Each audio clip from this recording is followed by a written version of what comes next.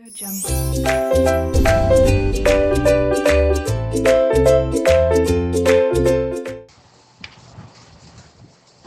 बेटा, आप बेरोजगारी के बारे में जानते हैं, यस सर। बेरोजगारी, अनएम्प्लॉयमेंट, लेकिन आप ये नहीं जानते कि बेरोजगारी भी कई टाइप का होता है। Yes sir. उसके कई रीज़न होते हैं। ठीक है, तो मैं अब आपको बताता हूँ क्या क्या अनएम्प्लॉयमेंट के रीज़न्स हैं, क्या क्या प्रॉब्लम्स हैं। तो पहले तो इन लोगों ने फ़ोटो बनाया है जिसके अंदर कुछ लोग एम्प्लॉयड हैं, मतलब काम कर रहे हैं, कमा रहे हैं। तो इसमें आप देख सकते हो, किसान है, दूध वाला है, कैमरामैन है, पुलिस या वॉचमैन है, मछली मारने वाला है, किचन में काम करने वाला बावर्ची है। इसके बाद में आपके पास ये डॉक्टर। खदान खदान खदान खदान के अंदर जो लोग लाइट सर पे लगा के जाते हैं ना, वो है ये। इंजीनियर।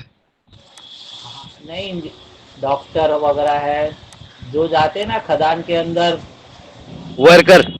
हाँ, वर्कर अपना खोदते हैं ज़मीन के अंदर खनिज वगैरह ढूंढने के लिए, वो सब। तो ये वकील भी ऊपर है, वकील है, डॉक्टर है, ये लोग हैं। तो ये सब लोग एम्प्लॉयड है, कुछ ना कुछ काम कर रहे हैं। तो जो लोग काम करते हैं उन्हें एम्प्लॉयड पर्सन कहते हैं। और एम्प्लॉयड जो हैं 3 लेवल पर होते हैं। कुछ लोग प्राइमरी लेवल पर होते हैं, कुछ लोग सेकेंडरी लेवल सेकेंडरी। पर, और कुछ लोग टर्सरी लेवल पर। तो प्राइमरी लेवल पर वो लोग होते हैं जो प्रकृति से कुछ सामान लेते हैं, निकालते हैं, वो लोग। तो जैसे किसान जो है प्रकृति, नेचर से अनाज उगाता है, जमीन से अनाज उगाता है, वो प्राइमरी में आता है। सर दूध वाला। हाँ, दूध वाला भी क्या है, प्राइमरी में है। इसके बाद में जमीन खोदने का भी काम है, प्राइमरी। वर्कर। सर ठीक मछली है, वाला भी।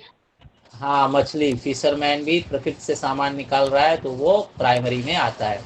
अच्छा, इसके बाद में कुछ लोग क्या होते हैं कि प्राइमरी द्वारा जो सामान मिलता है उसके ऊपर अपने फैक्ट्री में प्रोसेस करके कोई सामान बनाकर पब्लिक को बेचते हैं, तो वो सेकेंडरी लेवल में आते हैं।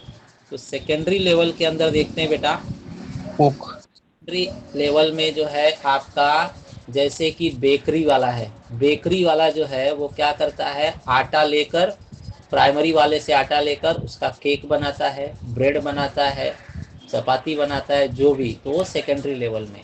इसके बाद में जो हमारे कंपनी चलाते हैं लोग, कंपनी चलाने वाले क्या है, खादान से जो लोग खोद कर सामान निकालते हैं, आयरन और एंड एक्स्ट्रा चीज़ें, उन सबको क्या है, पक्के माल में कन्वर्ट किया जाता है। तो पहले कच्चा कच्चा धातु निकलता है, लोहा, उसे फिर पिघला जाता है, फिर उससे कार बनती है, मोटर बाइक बनती है, एक्सेट्रा।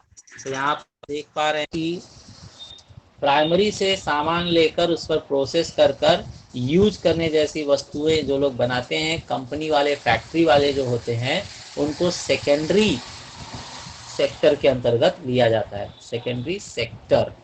चलिए, उसके बाद कुछ लोग ऐसे होते हैं जो खुद के दिमाग, टैलेंट और प्रैक्टिस के हिसाब से सेवाएं देते हैं।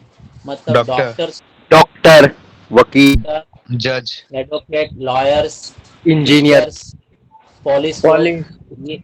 हाँ, तो ये लोग क्या होते हैं कि ये लोग कोई सामान लेते देते नहीं है, अपनी सर्विस, अपनी सेवा, अपना दिमाग देते हैं।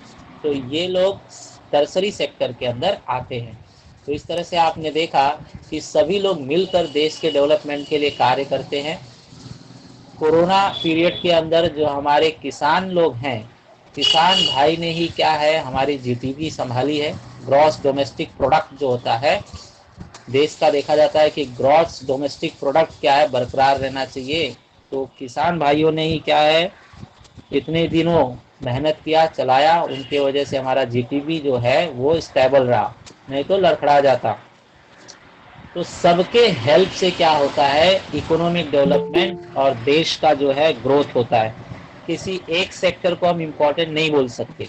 ठीक है, सिर्फ सेकेंडरी सेक्टर ही जो है, बड़े बड़े लोग हैं, कंपनी खोल के रखे हैं, फैक्ट्री खोल के रखे हैं, बड़ा बड़ा टर्नओवर है उनका, बहुत ज़्यादा सेल अमाउंट है। ऐसे हम नहीं कर सकते कि वही लोग ज़्यादा इम्पोर्टेंट है। इम्पोर्टेंट सब लोग हैं, प्राइमरी सेक्टर वाले भी, टर्सरी सेक्टर वाले भी, each and every sector is important at their place. ठीक है, अभी आपके आंखों के सामने जो कचरा उठाने वाले लोग आते हैं, रोड पर पत्थर तोड़ने वाले लोग जो आते हैं, जो पुलिस आते हैं, जो डॉक्टर आते हैं, ये सब लोगों का अपने अपने जगह पर इम्पोर्टेंस है। छोटे हो या बड़े हो, सभी इकोनॉमिकली देश को हेल्प कर रहे हैं, सोसाइटी को हेल्प कर रहे हैं। तो ये आपके एम्प्लॉयड लोग हैं। अब चलिए देखते हैं अनएम्प्लॉयड। अनएम्प्लॉयड लोग क्या हैं? तो अनएम्प्लॉयड में देखिए, छोटे छोटे बच्चे जो हैं वो तो अभी कार्य नहीं कर सकते। चाइल्ड लेबर जो है बैन है, रोक है, बैन है। बैन है। तो चाइल्ड लेबर जो है वो बैन है, इसलिए ये बेरोजगार हैं। कुछ पढ़े लिखे लोग भी बेरोजगार हैं। क्यों बेरोजगार हैं पढ़े लिखे? क्योंकि जॉब नहीं नौकरी मिल नहीं। रही है, नौकरी नहीं है, इसके लिए। कुछ और पढ़े लिखे क्या है, बेरोजगार है। क्यों? क्योंकि उन्होंने ज्यादा पढ़ाई कर ली है, छोटे जॉब उनको इंसल्ट फील होता है। तो छोटे जॉब में उनको इंसल्ट फील होता है, तो वो इसलिए क्या है, वो जॉब करते ही नहीं है, तो उन्हें भी अनएम्प्लॉयमेंट कहा जाएगा। इसके बाद कुछ लोग क्या है, जाते सर हैं काम करने।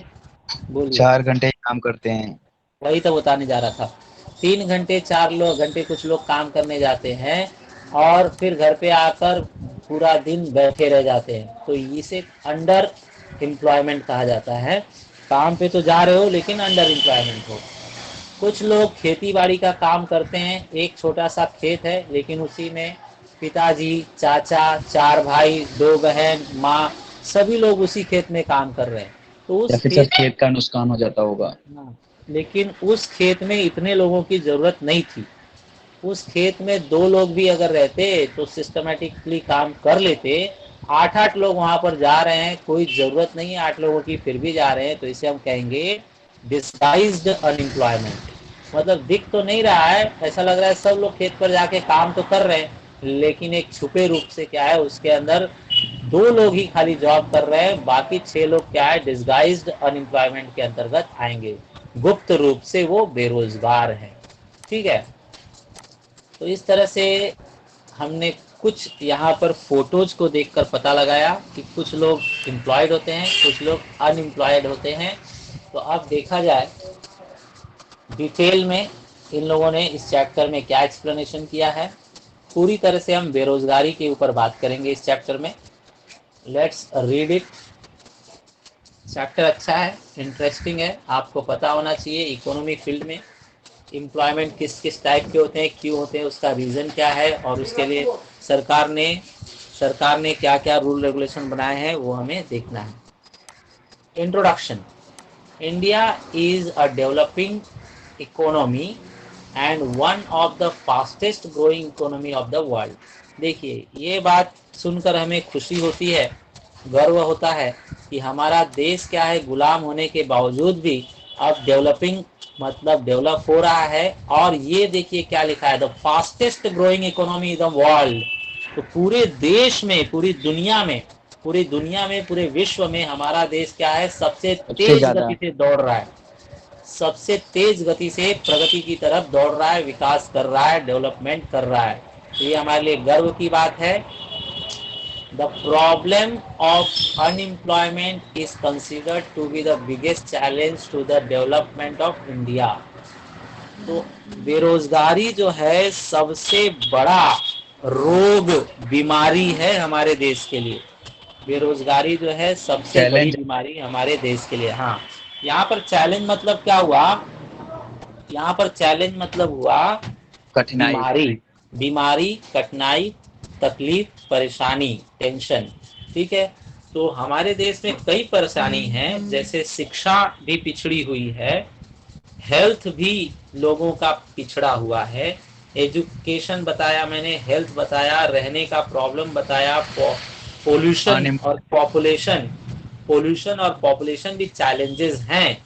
लेकिन इन सारे चैलेंजेस में ये लोग बता रहे हैं कि अनएम्प्लॉयमेंट जो है बिगेस्ट प्रॉब्लम है। ठीक है, अगर आपके पास नौकरी है, पैसे आ रहे हैं, तो धीरे धीरे हेल्थ भी आपका ठीक हो जाएगा, धीरे धीरे घर के बच्चे पढ़ने भी लगेंगे। लेकिन अगर पैसा ही नहीं आ रहा है घर में तो कहाँ से पढ़ाने के लिए भेजोगे, कहाँ से खाने पीने के लिए अच्छी चीजें लाओगे। तो इसलिए कहा गया है कि बाकी सब चीजें तो बाद में हो जाएंगी, लेकिन सबसे बड़ा जो टेंशन है वो है अनएम्प्लॉयमेंट, बिगेस्ट प्रॉब्लम। आपने जो ऊपर फिगर देखा भाई 7.1 gives an idea about the problem of unemployment in India. India में प्रॉब्लम चल रहा है उसका आइडिया दे रहा है। और उसमें आपने ये ध्यान दिया कि नहीं कितने लोग अनएम्प्लॉयमेंट है, कितने पच्चीस परसेंट? परसेंट 25% लग रहे हैं। Yes sir. 25% बेटा आधे का आधा होता है, ये 25% से ज्यादा है। 35% हाँ तो 40 जो भी, 40 हाँ चलिए चलिए ठीक है। तो 35-40% पर समझ लीजिए, 35-40%। चलिए इन लोगों ने पूरा आगे परसेंटेज वगैरह से दिया हुआ है, उसे हम मैच कर लेंगे। आगे ये लोग पूरा डिटेल में समझाएंगे, परसेंटेज वगैरह सब बताएंगे, कौन से ईयर में कितना अनएम्प्लॉयमेंट था वो भी बताएंगे। Unemployment deals to a vast waste of human resources. तो बेरोजगारी की वजह से जो इंसान की शक्ति है उसका ऐसे ही नाश हो जाता है। अगर आप काम पर जा रहे हो, मेहनत कर रहे हो, तो 1,000 रुपए रात को कमा कर आ रहे हो। अगर नहीं गए कमाने के लिए आपकी तो एनर्जी वेस्ट हो जाएगी। हाँ 1,000 रुपए नहीं मिलेगा। और जो एनर्जी आपकी वेस्ट हो गई वो वापस से यूज नहीं कर पाओगे। 1 तारीख को अगर आपने काम किया तो ठीक है। आप सोचो, ए भाई ए RN वाला जरा माइक बंद कीजिए, RN माइक बंद कीजिए। RN आपका माइक बराबर नहीं है, आप चालू मत कीजिए। मैंने कहा बेटा अगर 1 तारीख को आप कमाने जा रहे हो, 1,000 रुपए कमा कर ला रहे हो, 1 तारीख की कमाई आपके मेहनत से मिल गई। अगर 1 तारीख को आप बीमार पड़ गए या आलस कर गए, नहीं गए, और बोले कि 2 तारीख को जाता हूँ और 1 तारीख की कमाई करके आता हूँ, तो वो नहीं माना जाएगा। 2 तारीख को आप कितना भी मेहनत कीजिए, कितना भी एक्स्ट्रा कीजिए, 2 तारीख वाला मेहनत वो 2 तारीख का ही माना जाएगा, वो 1 तारीख का नहीं माना जाएगा। तो कहने का मतलब है जो समय, जो एनर्जी आपने 1 तारीख को वेस्ट कर दी वो वापस लौट के नहीं आ सकता। समय वापस से लौट कर नहीं आ सकता, एनर्जी वापस से लौट कर नहीं आ सकती। 2 तारीख को आप जो भी समय यूज कर रहे हो, जो भी एनर्जी लगा रहे हो, वो 2 तारीख का है। आपको जो 2 तारीख को सफलता मिल रही है वो 2 तारीख का है, 1 तारीख आपने टोटली वेस्ट कर दिया है। तो यही कहा गया है कि अनएम्प्लॉयमेंट जो होता है lead to waste of human resources. तो जो इंसानी शक्ति है, इंसानी एनर्जी है, पावर है, वो अनएम्प्लॉयमेंट क्या कर देता है, वेस्ट कर देता है हमेशा के लिए। Long term unemployment result in massive poverty and slow economic development. अगर आपका लंबे समय तक बेरोजगारी हो गई तो आपके घर का, आपके देश का डेवलपमेंट स्लो हो जाएगा और गरीबी आ जाएगी। तो चलिए भाई आपकी उम्र हो गई है मान लीजिए 25 साल, जॉब नहीं है, नहीं कर रहे हो, ठीक है। 30 साल हो गई, नहीं है, नहीं कर रहे हो, ठीक है। 35 साल हो गई, अभी भी जॉब नहीं है, तो फिर आपके घर का कंडीशन क्या है, डगमगाने लगेगा। क्योंकि यस सर। 35 साल में आप अकेले नहीं रहोगे, आपकी लाइफ पार्टनर भी आ जाएगी, बच्चे भी हो सकते हैं। तो फैमिली। पॉपुलेशन बढ़ रहा है और आप अभी तक कमा नहीं रहे हो, तो ये होता है मास पॉवर्टी। मतलब आपके घर में एक गहरी गरीबी छाएगी और जो आपके घर के डेवलपमेंट को स्लो कर देगी। ठीक है। Mostly young people face the problem of unemployment. ज्यादा करके जो बुजुर्ग लोग हैं उन्होंने कुछ ना कुछ तो अपना बना लिया है, जिसमें इंगेज हो गए हैं, उसके अंदर लगे हुए हैं। ठीक है, कोई दुकान में बैठा है, कोई खेती बाड़ी कर रहा है, कोई गवर्नमेंट जॉब में है। जिनकी उम्र ज्यादा है वो लोग कहीं ना कहीं तो अपने को टिका लिए हैं, लगे हुए हैं। लेकिन जो यंग लोग होते हैं उनको सोचना पड़ता है कौन सा फील्ड पकड़ूं, कहाँ पर जॉब लेने जाऊं। तो यंग पॉपुलेशन में ही बहुत से लोग जो हैं बेरोजगार चल रहे हैं। मान लीजिए 20 साल से लेकर 25 साल की उम्र वाले लोग, 20 साल से लेकर 25 साल तक की उम्र वाले लोग क्या हैं, ये ज्यादा से ज्यादा अनएम्प्लॉयमेंट एरिया के अंतर्गत आ जाते हैं। सर 18 से 25 की 20 से 25। मान लीजिए बेटा यहाँ पर कोई हम ज्यादा डिटेल बात नहीं कर रहे हैं, मान लीजिए okay sir. Young people are major human resources. तो यंग पीपल ही क्या होते हैं, एनर्जी मुख्य के मुख्य दाता होते हैं। जो मेन एनर्जी, जो मेन पावर है, वो कहाँ से आती है? यंग जनरेशन से ही आती है। यंग जनरेशन से स्ट्रॉन्ग जो एनर्जी है वो आती है, plus development.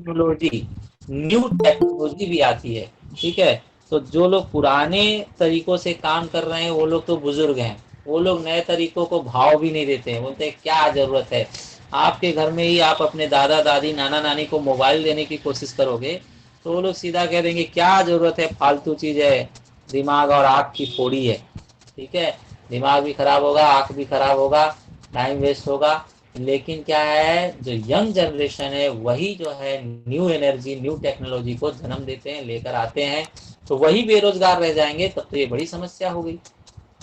Yes Key sir. agents of social changes and driving forces of economic development and technology innovation। तो वही क्या है, की मतलब मुख्य, की मतलब मेन चाबी हैं, एजेंट्स ऑफ सोशल चेंज, वही समाज को परिवर्तित करते हैं। Driving force economic development, economic विकास को क्या करते हैं, वही चलाते हैं, वही ड्राइव देते हैं, वही दिशा देते हैं, वही ड्राइविंग करते हैं मतलब वही दिशा देते हैं। आगे एंड बढ़ाते टेक्नोलॉजिकल इनोवेशन, और वही नए नए टेक्नोलॉजी को क्या करते हैं, इनोवेट करते हैं, आविष्कार करते हैं नई तकनीक का। वही अगर बेरोजगार रह गए तो बहुत बड़ी समस्या है। India has considerable young population, hence unemployment among youth is the most critical challenge of 21st century। तो यहाँ पर बताया गया कि इंडिया के पास कंसिडरेबल मतलब पर्याप्त, मतलब कुछ ज्यादा ही यंग पॉपुलेशन है। Hence unemployment among youth most critical, इसलिए यंग में अगर अनएम्प्लॉयमेंट है तो बहुत ही ज़्यादा क्या है, टेंशन वाली बात है। और ये चीज़ हमारे सामने आई है 21st सेंचुरी में। अभी तक तो यंग जनरेशन भाव नहीं खाती थी, जो काम बोल दिया जाए वो काम करना चालू कर देती थी। लेकिन अब सारी यंग जनरेशन पढ़ लिख कर एक डिग्री प्राप्त कर ली है तो उन्हें हर एक जॉब में नुस्खा दिखाई देता है, नुस्खा निकालते हैं, मतलब बुराई निकालते हैं, अपने आप को छोटा फील करते हैं, इंसल्ट फील करते हैं कुछ जॉब करने में। तो काफ़ी लोग उसी के कारण क्या है, अनएम्प्लॉयमेंट को फेस करना चालू कर देते हैं। तो पार्ट टाइम जॉब करना, छोटा जॉब करना ये लोगों को जमता नहीं है, खेत में काम करना जमता नहीं है, अपनी दुकान है लेकिन उसके अंदर बोझा उठाना, भाजी इधर उधर रखना, कपड़े लोगों को दिखाना, बेचना, ये लोगों को जमता नहीं है। सब के सब ये चाहते हैं कि मेरा एक ऑफिस हो, ऑफिशियल काम करूं, कंप्यूटर वर्क हो। तो मेहनत का काम कोई नहीं करना चाहता, उसके अंदर इंसल्ट समझ रहा है। तो ये हमारे 21st सेंचुरी में बहुत ही बड़ी प्रॉब्लम क्रिएट होती जा रही है। There is an imbalance between employment opportunity and increase in population. तो पॉपुलेशन तो इंक्रीज होते जा रहा है, लेकिन एम्प्लॉयमेंट अपॉर्चुनिटी, जो रोजगार का अपॉर्चुनिटी मतलब अवसर, डिक्रीज हो रहा है। हाँ, डिक्रीज नहीं हो रहा है, दोनों बढ़ रहे हैं, लेकिन स्पीड पॉपुलेशन की ज्यादा है और अपॉर्चुनिटीज ऑफ एम्प्लॉयमेंट की स्पीड बहुत कम है। ठीक है, तो जैसे आप जानते हैं कछुए और खरगोश की लड़ाई, दोनों तो आगे बढ़ते हैं लेकिन पॉपुलेशन खरगोश की तरह दौड़ रहा है, इतनी तेज बढ़ रहा है कि बेचारा एम्प्लॉयमेंट उनको रोजगार दे ही नहीं पा रहा है। ठीक है, आप यहाँ भी जानते हैं कि सड़कें रोज बन रही हैं, सड़कें बनते जा रही हैं, फिर भी रोड पर चलने के लिए जगह नहीं, ट्रैफिक लगा हुआ रहता है। क्यों? क्योंकि सड़कें तो बन रही हैं लेकिन गाड़ियां भी उतनी रोड पर और उतर रही हैं। तो गाड़ियां खरीदना और रोड पर उतारना, ये जो स्पीड है ये कहीं ज्यादा है रोड बनने के स्पीड से। तो फिर तकलीफ तो होगा ही, ट्रैफिक जाम होगा ही। ऐसे ही एम्प्लॉयमेंट का भी है, पॉपुलेशन इतना तेज बढ़ेगा और अपॉर्चुनिटी नहीं मिलेगी, तो ये क्रिटिकल प्रॉब्लम है for your country. This has resulted in large scale unemployment, और यही धीरे धीरे 21st सेंचुरी में क्या है, बहुत ही बड़ी समस्या धारण कर लिया है, रूप पकड़ लिया है। ठीक है, so generally Unemployment people are involved in unproductive work like gambling, indulge in anti-social and anti-national activities. अब देखिए यहीं से लोगों का दिमाग खराब होता है। वो लोग पढ़ लिख लिए हैं, एनर्जी तो है इनके अंदर, लेकिन उनको काम नहीं अगर मिल रहा है तो वो लोग क्या करने लगते हैं, गैम्बलिंग गलत काम। मतलब जुआ खेलने लगते हैं, गलत काम करते हैं। इंडल्ज मतलब लग जाते हैं, जुड़ जाते हैं। किस में जुड़ जाते हैं, एंटी आज सोशल मतलब समाज विरोधक कामों में, समाज के उलट कामों में लग जाते हैं। एंटी नेशनल एक्टिविटी, देश के लिए जो देशद्रोही। हाँ, हाँ देशद्रोही अलग बात होता है। जो स्मगलिंग है, ड्रग्स है, उस चीज़ों में लग जाते हैं। अब आपने यहाँ पर देखा कि ड्रग्स के अंतर्गत कितने लोगों का नाम आया। आपने भारतीय। किसी का नाम, हाँ पता है आपको, ठीक है। तो ये लोग क्या है, इतने पैसे होने के बावजूद भी ये लोग देश के विरोधी कामों में क्या है, अपने आप को लगा देते हैं। तो ये बहुत ही क्रिटिकल प्रॉब्लम, चैलेंज है अपने देश के सामने। तो सबको जॉब जो है वो सेटिस्फैक्टरली मिलना चाहिए, लेकिन बहुत से लोगों को क्या है, जॉब सेटिस्फैक्टरी नहीं मिल पाता है। पैसा होने के बावजूद भी इतनी लालच होती है कि लोग बुरे काम, बुरे रास्ते पकड़ लेते हैं। ठीक सर है, डिप्रेशन में आके करते हैं ड्रग्स वगैरह ना। नहीं बेटा, बेचने वालों की बात हो रही है, खरीदने वालों की नहीं। जो ओके सर। बेचने वाले लोग हैं वो लोग क्या है, उनको पैसा ज़्यादा इसमें मिलता है, तो वो देश के नागरिकों को, देश के विकास को खराब करने के लिए ज़रा भी हिचकिचाते नहीं हैं। इसके बाद में इतना पैसा होने के बावजूद भी आप स्कैम्स सुनते हैं, मतलब जो आपके घोटाले हैं, सभी नेता जो हैं घोटाले कर रहे हैं। नीरव मोदी हो गया, विजय माल्या हो गया, इन लोगों का घोटाला इतना बड़ा है कि वो कवर ही नहीं कर सकते। सर देश को ही बेच खाए। हाँ हाँ, चलिए ठीक है। मीनिंग ऑफ अनएम्प्लॉयमेंट, अब यहाँ से कहानी शुरू होती है। मीन अनएम्प्लॉयमेंट के बारे में थोड़ा सा आपने जानकारी ले लिया, लेकिन अब मीनिंग समझ लीजिए क्या है उसका। Normally anyone, normally anyone who is gainfully employed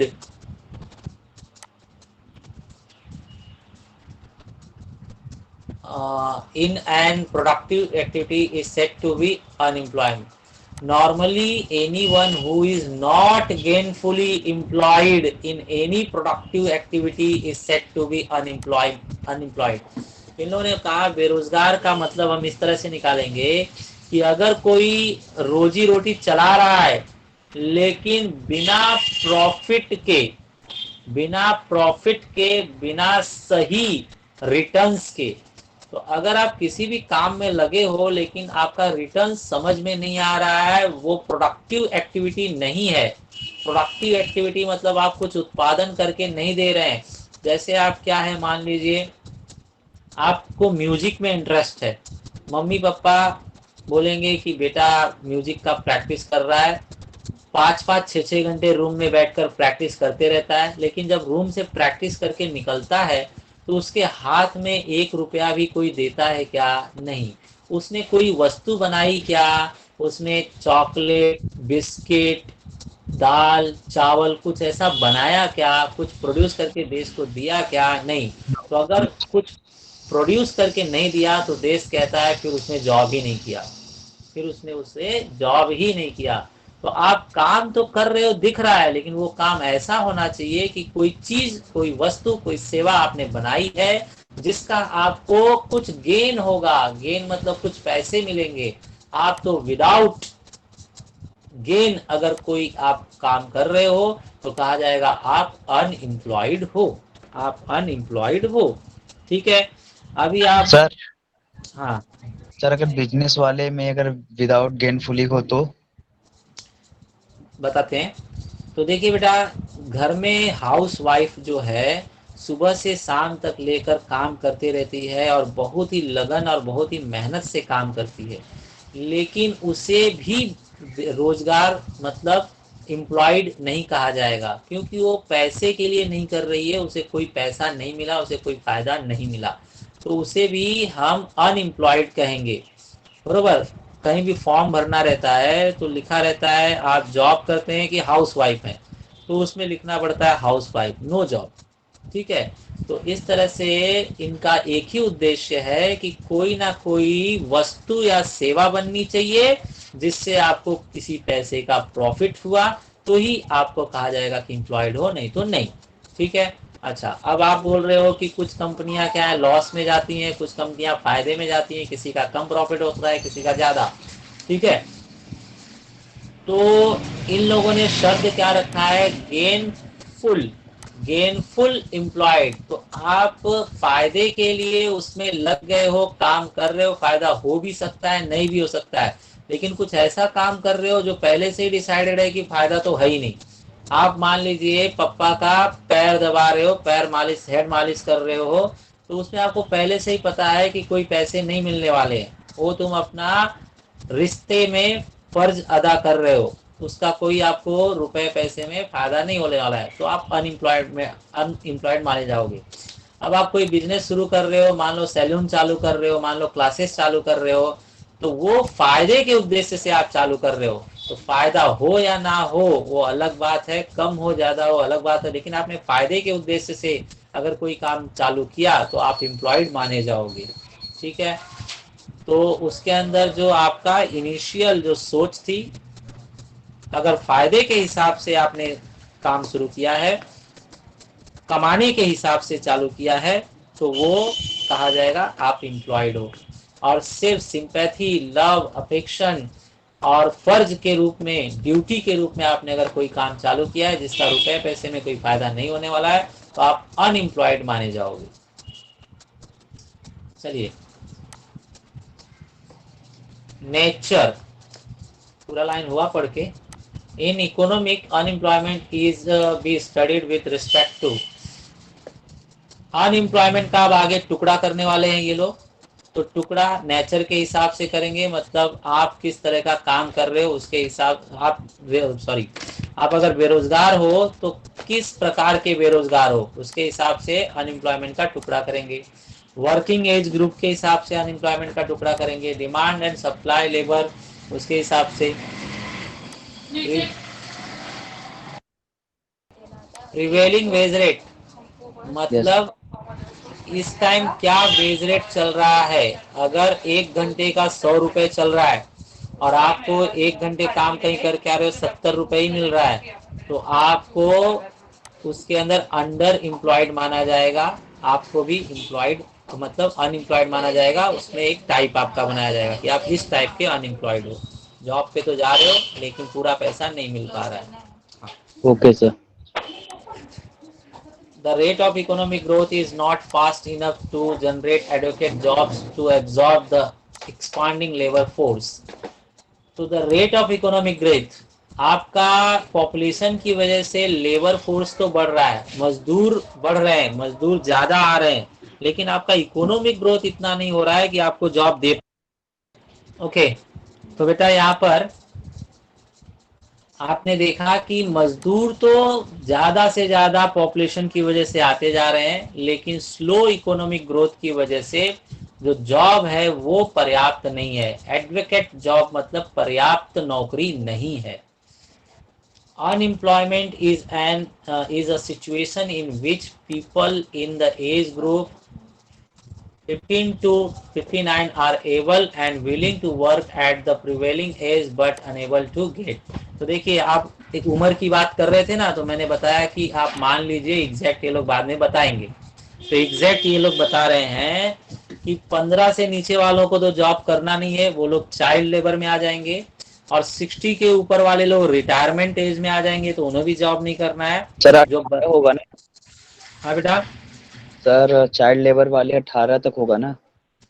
18 तक नहीं, चाइल्ड जो है वो लोग, अभी यहाँ पे 15 लिखा हुआ है तो 15 के नीचे चाइल्ड मानते होंगे।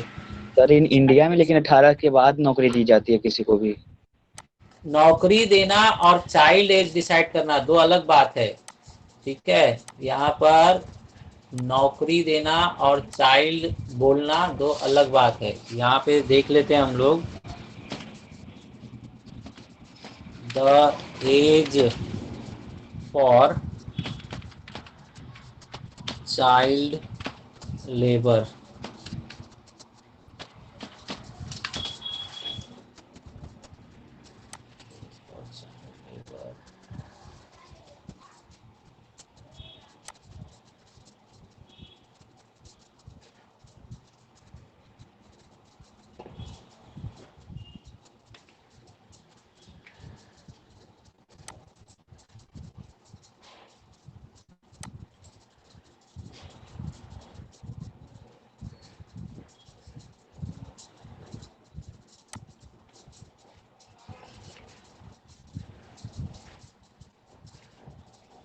देखिए बेटा यहाँ पर क्या लिखा हुआ है, extreme form dangerous work done by child labour between the age, this is also considered child labour. तो देखिए child, therefore child labor is the work that hinders the chances, the dignity of the right to education children between the age of 0 to 15, and also work that is harmful for physical mental development of the children। तो ये लोग क्या कह रहे हैं कि 0 से 15 as तक सबको एजुकेशन जरूरी है। 0 से 15 एज मतलब 10वीं तक, तो 10वीं तक की पढ़ाई सबको जरूरी है, इसलिए 0 से 15 तक को मोस्ट इम्पॉर्टेंट चाइल्ड एज में रखा गया है। इन एडिशन, इसके साथ में extreme form of dangerous work done bye children between 15-18 is also considered child job. तो 15 से 18 के बीच में भी, 15 तक तो आपको जॉब ही नहीं करना है, और 15 से 18 के बीच में अगर आपको कोई जोखिम वाला काम दिया जा रहा है तो भी वो चाइल्ड लेबर के अंतर्गत आएगा। आपको मान लीजिए फाइल इधर उधर ले जाने के लिए बोल रहे हैं 15 से 18 एज तक, कोई बात नहीं। आपको, आप चाय बनाकर लोगों को दे रहे हैं, कोई बात नहीं। लेकिन आप ये कंस्ट्रक्शन का काम कर रहे हैं, बिल्डिंग में क्या है, सामान उठाकर ढो रहे हैं, ले जा रहे हैं ऊपर, तो ये क्या हो गया आपका, डेंजरस। क्या लिखा है यहाँ पर, डेंजरस। तो डेंजरस वर्क अगर एक्सट्रीम फॉर्म्स मतलब बहुत ही ऊंचाई वाले काम, जो डेंजरस काम है, जोखिम वाले काम है, वो भी अगर आप 15 से 18 तक को दे रहे हो तो वो भी चाइल्ड लेबर के अंतर्गत लिया जाएगा। तो बोलिए शुद्ध चाइल्ड लेबर क्या है, 0 से 15। 15। ठीक है, उसके बाद 15 से 18 तक जोखिम वाला काम अगर कर रहे हैं तो वो भी क्या है, चाइल्ड लेबर में माना जाएगा। इसके बाद 18 के बाद आप कोई भी काम कीजिए, नो प्रॉब्लम। ठीक है, तो इस तरह से आपने देखा। चलिए आगे बढ़ते हैं।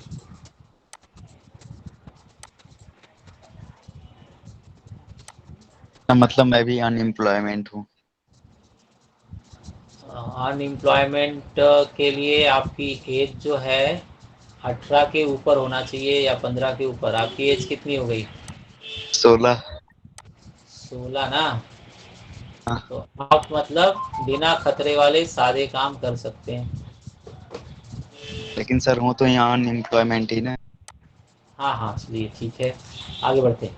For a person to be considered employed, अगर एक इंसान को आप रोजगार रूप में देखना चाहते हो, अगर आप चाहते हो कि मैं उसको रोजगार उसके पास है ऐसा बोल सकूं, तो क्या होना चाहिए, इट इज एसेंशियल, तो जरूरी है, the person should be engaged in work, वो किसी काम में लगा रहे, a minimum number of hours per week, एक जो मिनिमम नंबर ऑफ आवर्स बताया गया है उतना घंटा तो काम करे ही। तो आप जाते हो 3 घंटे 4 घंटे काम करके आ जाते हो और एम्प्लॉयड कहोगे कि मेरे पास रोजगार है, तो नहीं चलेगा। ये लोग क्या है, एक मिनिमम नंबर ऑफ आवर्स बताते हैं वीक के अंदर, 8 घंटे। हाँ एक हफ्ते के अंदर इतना घंटा तो काम करना ही चाहिए, तो ही एम्प्लॉयड माना जाएगा। तो इसको फिक्स करने वाले जो लोग हैं, according to national sample survey of organisation, national sample survey organisation ने आपको क्या बताया है, देखिए जरा। In India a person is considered unemployment if he works for less than 14 hours per week.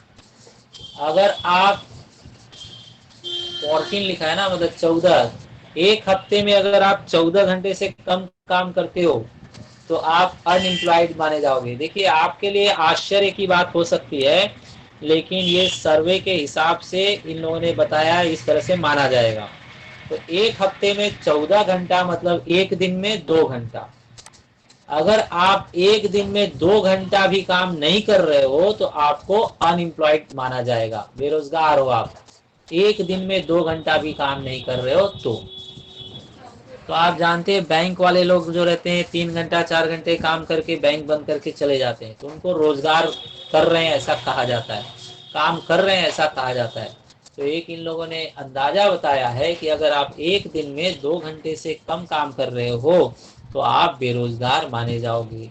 एक वीक में अगर 14 घंटे से कम काम कर रहे हो तो आप बेरोजगार माने जाओगे।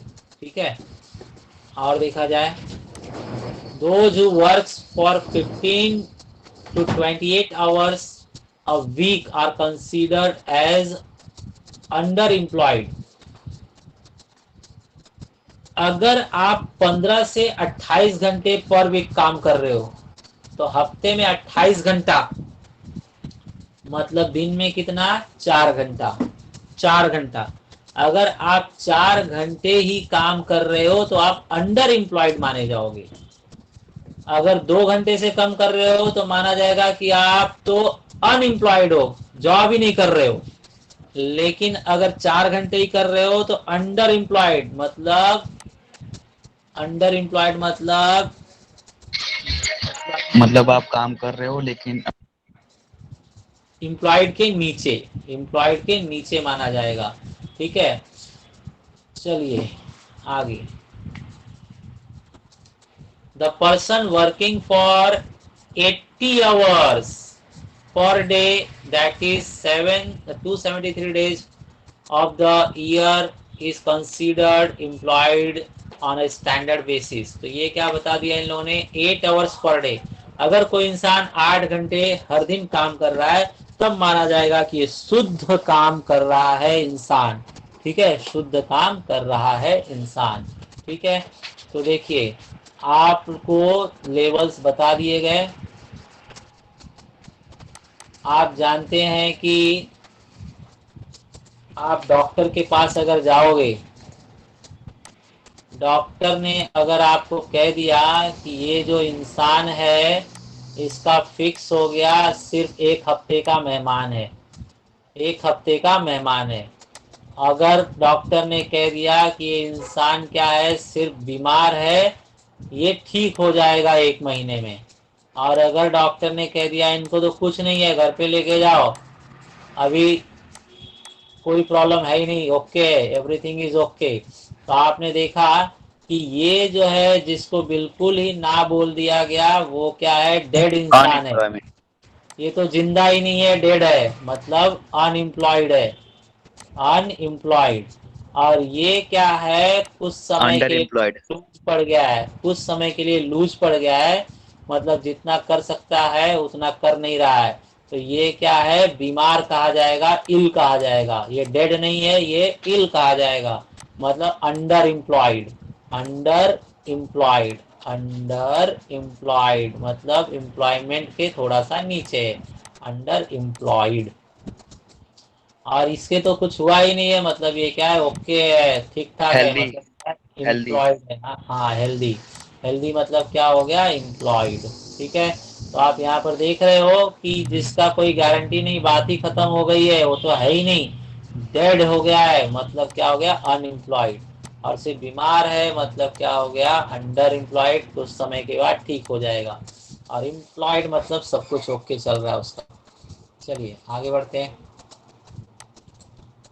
देखिए यहाँ पर हमारे पास, तो आपने टाइमिंग याद किया क्या, 2 घंटे से कम मतलब अनएम्प्लॉयड, 4 घंटे से कम मतलब अंडर एम्प्लॉयड, 8 घंटे तक काम कर रहे हैं मतलब एम्प्लॉयड। अनएम्प्लॉयड। ठीक है, चलिए आगे। डू यू नो कितना है, थोड़ा सा ये पढ़ लेते हैं। Do you, you should know, आपको पता होना चाहिए, वॉलंटरली अनएम्प्लॉयमेंट, जो लोग स्वेच्छा से काम नहीं करते उन्हें वॉलंटरली अनएम्प्लॉयड कहा जाता है। जैसे आपके यहाँ पे बहुत से राजा लोग होंगे, राजा लोग होंगे मतलब उनके पास 4 रूम है, चारों रूम भाड़े पर दिए हैं, तो 4 रूम से 40,000 आ जा रहा है, वो आराम से कोई काम करते हैं ना कहीं जाते हैं, वो क्या है अपना क्या बोलते हैं उसको, रेंट से भाड़े से ही क्या है अपना खाना पीना रोटी कपड़ा मकान सब ओके करके रखे हैं। तो उन्हें क्या कहा जाएगा, वॉलंटरली एम्प्लॉयमेंट। लेकिन इनवॉलंटरली ये उल्टा है, इनवॉलंटरली अनएम्प्लॉयड, मतलब आप अपनी मर्जी से क्या है एम्प्लॉयड नहीं है, किस परिस्थिति के चलते क्या है बेरोजगार है। इसमें जो मीनिंग है वो अलग है। इनवॉलंटरी मतलब मर्जी के खिलाफ आप अनिश्चित। बेरोजगार, मर्जी के खिलाफ आप बेरोजगार है, मतलब आप जॉब चाहते हैं, आप काम करना चाहते हैं लेकिन आपको जॉब ही नहीं मिल रहा है, तो कहा जाएगा इनवॉलंटरली अनएम्प्लॉयमेंट। तो देखते हैं, it refers to a situation in which people are willing to work. People तो काम करना चाहते हैं, नागरिक काम करना चाहता है, इंसान काम करना चाहता है, but there is no work, उसके पास काम ही नहीं है। Due to excess of labour force, क्योंकि काम करने वाले अनगिनत पड़े हैं, जॉब मांगने वाले अनगिनत पड़े हैं in relation to demand of labour. नौकरी के तुलना में जो नौकरी मांगने वाले लोग हैं वो बहुत ज्यादा हैं, इसलिए आप काम करना चाहते हैं फिर भी जॉब आपको नहीं मिल रही है, तो कहा जाएगा आप इनवॉलंटरली, मतलब इच्छा के विरुद्ध आप क्या है बेरोजगार हैं। इच्छा है फिर भी आप बेरोजगार चल रहे हैं। और वॉलंटरली वाला मैंने जो बताया वो ये है, जो आपके यहाँ पे सेठ लोग बैठे रहते हैं, चश्मा लगा लेते हैं काला चश्मा, मुंह में क्या है गुटखा पान तंबाकू क्या तो खाते शिकार। रहते। हाँ ठीक है। तो आपने सच्ची में आपने डेफिनेटली आपके अगल बगल में ऐसे लोगों को देखा होगा जो सिर्फ वसूली पे निकलते हैं और कोई काम धंधा नहीं करते। ठीक है, तो जो वसूली भाई लोग हैं वो वॉलंटरली अनएम्प्लॉयमेंट कहलाते हैं। कुछ लोग क्या है डिग्री बड़ी हासिल कर लिए हैं तो खाली इंटरव्यू दे रहे हैं लेकिन अभी तक उनको जॉब मिल नहीं रहा है। ठीक है, मतलब इंटरव्यू नहीं दे रहे हैं, सिर्फ इंतजार कर रहे हैं कि कोई बड़ा चांस आए तब जाऊं जॉब करने के लिए, ये जो जॉब मिल रहे हैं ये छोटे जॉब हैं, ये मुझे नहीं जमेंगे, ये नहीं करूंगा। तो ऐसे लोग भी वॉलंटरली अनएम्प्लॉयमेंट में आएंगे। It is a type of self unemployment. अगर खुद से ही बेरोजगार हो, अपनी मर्जी से बेरोजगार हो, तो वॉलंटरी अनएम्प्लॉयमेंट कहा जाएगा। Where a person is fit to work, जहां पर एक इंसान काम तो कर सकता है but not willing to work, लेकिन काम नहीं करना चाहता। ठीक है, तो उसे हम क्या कहेंगे, वॉलंटरली अनएम्प्लॉयमेंट। तो इसके अंतर्गत आप सब लोग आओगे ना, आप सब लोगों का यही कैटेगरी है ना। आप सर लोग अभी जानकर, आप लोग जानबूझकर काम नहीं करना चाहते। ठीक है, आप देखते हो कि खाना निकल रहा है तो जाके किसी कोने में छुप जाते हो कि खाना ले जाने के लिए मुझे कोई ना बोल दे कि उनको दे के आओ, उनको देकर आओ। ठीक है, कोई घर में एक गिलास पानी मांग देता है तो ए छोटकी तू ले जा, ए छुटके तू लेके जा, मैं नहीं जाऊंगा, मेरा लेक्चर चालू है, मैं पढ़ रहा हूँ, मैं सुबह लेके गया था शाम को तू लेके जाएगा। अगड़म भाई साहब कारण लगाओगे लेकिन काम नहीं करोगे। तो जो लोग अपनी यस इच्छा सर। से ही, जो लोग अपनी इच्छा से ही काम नहीं करते उन्हें क्या कहा जाएगा, वॉलंटरली अनएम्प्लॉयड। इंप्लीमेंट। वो लोग जानबूझकर अपनी मर्जी से ही क्या है बेरोजगार है। ठीक है, अंडर एम्प्लॉयमेंट मैंने आपको पहले ही बता दिया, जो लोग जॉब तो बड़ा कर सकते हैं, लंबा समय का जॉब कर सकते हैं लेकिन उतना काम उनको मिल ही नहीं रहा है, सिर्फ पार्ट टाइम मिल रहा है, तो अंडर एम्प्लॉयमेंट माने जाएंगे। It is a situation where a person capacity to work is underutilised. आपकी शक्ति का अगर कम उपयोग किया जा रहा है, कम उपयोग हो रहा है, तो आपको अंडर एम्प्लॉयड माना जाएगा। जैसे बच्चे 1 घंटे पढ़ाई करके उसके बाद उठ जाते हैं, बाद में दोपहर में शाम को रात को पापा मम्मी ने अगर चिल्लाया पढ़ना नहीं है क्या, तो सुबह पढ़ाई किया ना मैंने 1 घंटा, तो 1 घंटा क्या आप 4-5 घंटे पढ़ाई कर सकते हो, और आप सिर्फ 1 घंटे पढ़ाई कर रहे हो तो आपको क्या माना जाएगा? Under employed, under employed, correct, under employment. Full employment आपको पता है, दिन के अगर 8 घंटे से ज्यादा काम कर रहे हो, 8 घंटा या 8 घंटे से ज्यादा आपकी पूरी कैपेसिटी यूज की जा रही है, तो आपको फुल एम्प्लॉयड माना जाएगा।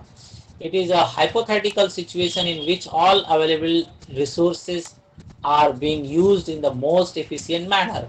अगर आपकी पूरी क्षमता को मोस्ट इफिशिएंट मैनर, बहुत ही अच्छी तरीके से यूज किया जा रहा है, आपकी दिमाग को, आपकी शारीरिक शक्ति को बहुत ही अच्छी तरह से यूज किया जा रहा है, तो कहा जाएगा आप फुल एम्प्लॉयड हो, आप फुल एम्प्लॉयड हो। दिमाग और शक्ति क्या बेटा, आप गांव में देखते हो, लोग खेत पर जाते हैं, काम करके आते हैं, पसीना बहते रहेगा, एकदम थक गए, तो आकर सोते नहीं है, हाथ मुंह धोकर खाना पीना खाकर चले जाते हैं दुकान खोलने, दुकान पर फिर बैठते हैं, ठीक है। तो इस तरह से वो अपनी शक्ति का भी यूज करते हैं, अपने युक्ति का भी यूज करते हैं, फिजिकल एंड मेंटल दोनों वर्क करते हैं, और जितनी कैपेसिटी है पूरा यूज करते हैं, थकने का नाम नहीं लेते, ठीक है, काम करना है वो दिमाग में रखते हैं। तो जो लोग अपनी पूरी कैपेसिटी यूज करके काम करते हैं उन्हें फुल एम्प्लॉयड कहा जाता है, ठीक है। चलिए आगे बढ़ते हैं।